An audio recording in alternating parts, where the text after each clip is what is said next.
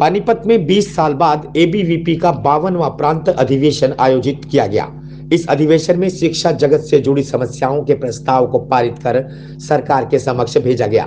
ABVP के 52वें अधिवेशन समारोह में मुख्य अतिथि के रूप में पहुंचे केंद्रीय विश्वविद्यालय के वाइस चांसलर रमेश चंद्र गुहार ने कहा कि ऐसे अधिवेशन से राष्ट्र प्रेम की भावना जागृत होती है। यदि छात्र साइंटिफिक तरीके से काम करे तो देश को आगे बढ़ाने के बारे में सोचेगा।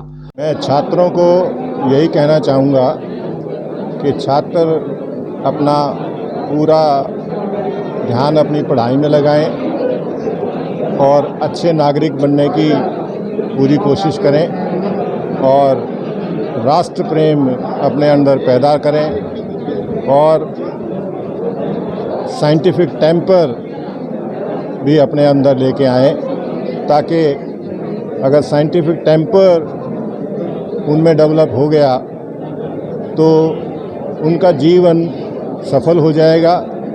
साइंटिफिक टेम्पर होने से वो अपने कमियां, अच्छाइयां, बुराइयां वो सब पहचानने लग जाएंगे और हमेशा वो अच्छे रास्ते पर चलेंगे, गलत रास्ते पर नहीं चलेंगे।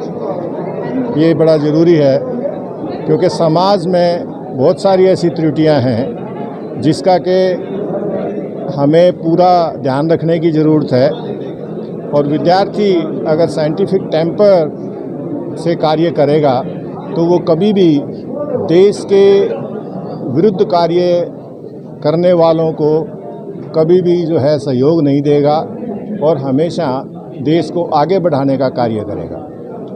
वहीं पानीपत ग्रामीण विधायक महिपाल ढांडा ने कहा कि अखिल भारतीय विद्यार्थी परिषद में उन्होंने भी काफी लंबे समय तक काम किया है। उन्होंने कहा कि आज कैंटीन की समस्या से लेकर छात्रों की फीस सहित देश की हर समस्या में एबीवीपी का कार्यकर्ता बिल्कुल निपुण हो चुका है। उन्होंने कहा कि प्रधानमंत्री नरेंद्र मोदी द्वारा नई शिक्षा नीति बनाई गई है। यह शिक्षा नीति पूरे देश का ही नहीं बल्कि पूरी दुनिया का नक्शा बदलने में सक्षम रहेगी। मैं अखिल भारतीय विद्यार्थी परिषद में लंबे समय तक मैंने भी काम किया है। 1996 से लेकर 2004 तक मैं विद्यार्थी परिषद का ही कार्यकर्ता रहा हूँ और 2004 तक हम लोगों ने जो निरंतर काम किया उस काम को आज फिर मुझे याद करने का एक अवसर मिला है। अपने छात्र एवं छात्राओं के बीच में आकर आज मुझे फिर से एक गर्व महसूस हो रहा है कि हम लोग जो एक कॉलेज के कैंटीन से शुरू समस्या से शुरू करके मोटरसाइकिल के स्टैंड से शुरू करके फीस से लेके और हम लोग आज देश के हर एक महत्वपूर्ण विषय के ऊपर हमारा कार्यकर्ता पूरी तरह से निपुण है। आज देश में जिस भी प्रकार की चुनौतियां उन चुनौतियों को अगर हम लोगों ने समझा है और समझकर उसको देश के सामने, समाज के सामने और सरकारों के सामने रखा तो उसका नतीजा ये निकला कि हम लोग बहुत सारी चीज़ों में हमने उसमें सफलता भी प्राप्त की है। हमारी शिक्षा नीति कैसी हो इस पर हम लोग लगातार प्रयास कर रहे थे, लगातार देश की सरकारों को आगाह कर रहे थे। अच्छा है, भला है कि मोदी जी की सरकार ने एक नई शिक्षा नीति को अपनाया है और जिसके कारण कुछ लोगों को मिर्ची भी लगेगी और ये मिर्ची लगने वाले लोग आजकल कहीं ना कहीं इस प्रकार के बिलों में घुसे हुए या वो किसी मौके की ताक में बैठे हैं। मैं आज ही आपको बता रहा हूँ कि इस नई शिक्षा नीति के विरोध में कम्युनिस्ट जरूर आने वाला है, मगर उस कम्युनिस्टों से पूछिए कि जब आपके हाथ में एजुकेशन का सिस्टम था तो आपने जेएनयू से कौन सी एक ऐसी अच्छी पद्धति निकाल के इस देश के छात्र के सामने रखी कि जिससे छात्र का किसी भी प्रकार का या सार्वजनिक विकास हो। ऐसी तो कोई योजना और ऐसी कोई नीति आप लोग लेके नहीं आए, मगर आज इस देश के गरीब से गरीब और अमीर से अमीर व्यक्ति के लिए एक ऐसी पढ़ने वाले छात्र के लिए जो शिक्षा नीति आई है, ये शिक्षा नीति हिंदुस्तान का नहीं पूरी दुनिया का नक्शा बदलने में सक्षम होगी। मुझे इसमें पूर्ण विश्वास है। आज अखिल भारतीय विद्यार्थी परिषद के इस 52वें अधिवेशन में मुझे जो पहुँचने का अवसर मिला, मुझे जो सौभाग्य मिला है, मैं उसी के आधार पर आपसे ये कहूँगा कि हमारे जो नौजवान हैं, हमारे जो छात्र तरुणाई शक्ति है, ये इस देश के भविष्य को और ज़्यादा बेहतर बनाने में सक्षम है और इस सक्षमता को देखते हुए हम कह सकते हैं कि विश्व के कल्याण में अखिल भारतीय विद्यार्थी परिषद का बहुत बड़ा रोल रहेगा। एबीवीपी के प्रदेश महामंत्री सुमित जागलान ने कहा कि इस अधिवेशन में 2 प्रस्तावों को पारित कर हरियाणा में वर्तमान शैक्षिक व्यवस्था व सामाजिक परिवेश को लेकर पारित किया जाएंगे। उन्होंने कहा कि इस समय जो वर्तमान में शिक्षा के क्षेत्र में समस्याएं आ रही हैं, उनको सरकार के समक्ष रखा जाएगा। एबीवीपी का आज 52वां प्रांत अधिवेशन ऐतिहासिक नगरी पानीपत में हुआ है। इस अधिवेशन में हमने 4 सत्रों में इस कार्यक्रम को रखा। आज उद्घाटन सत्र में हमारे इस कार्यक्रम के मुख्य अतिथि रमेश चंद्र कुहाड़ जी, केंद्रीय विश्वविद्यालय के वाइस चांसलर एवं हमारे विद्यार्थी परिषद के राष्ट्रीय सह संगठन मंत्री श्रीमान प्रफुल्लाकांत जी रहे। इस अधिवेशन के एक सत्र में हम 2 प्रस्ताव पारित करेंगे।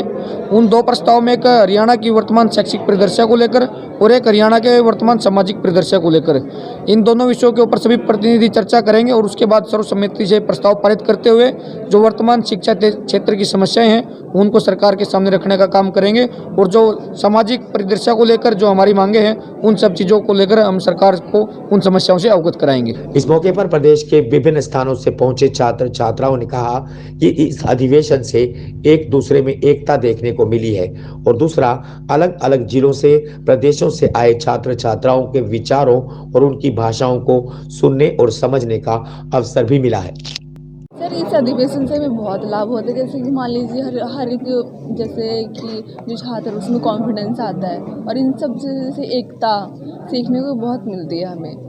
और इस मतलब रिस्पेक्ट वगैरह सब कुछ, और हम अपने देश के लिए कैसे क्या कर सकते हैं, ये सब नॉलेज वगैरह मिलता है इसमें। जो अब अधिवेशन होता है ना, तो अलग अलग डिस्ट्रिक्ट से अलग अलग लैंग्वेज के बंदे आपस में मिलते हैं, उनके साथ तालमेल बनती है, एकता बनती है। उनकी लैंग्वेज, उनका कल्चर हम सीखते हैं, हमारा कल्चर हमारी लैंग्वेज वो सीखते हैं। उनकी जो परंपराएं होती हैं उनको हमसे अडॉप्ट करते हैं, उनकी क्या नीति है, उन्होंने क्या किया, कैसे किया, उनकी जो नीतियाँ उनको हम अपनाते हैं और फिर हमारी जो अच्छी चीज़ें हैं वो अडॉप्ट करते हैं।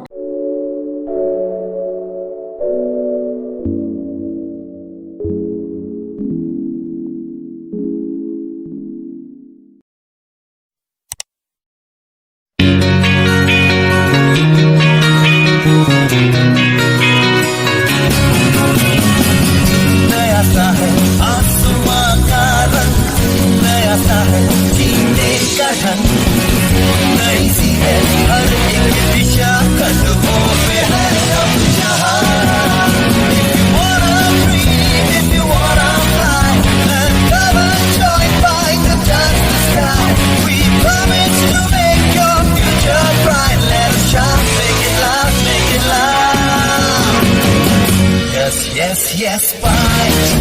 Yes, fight.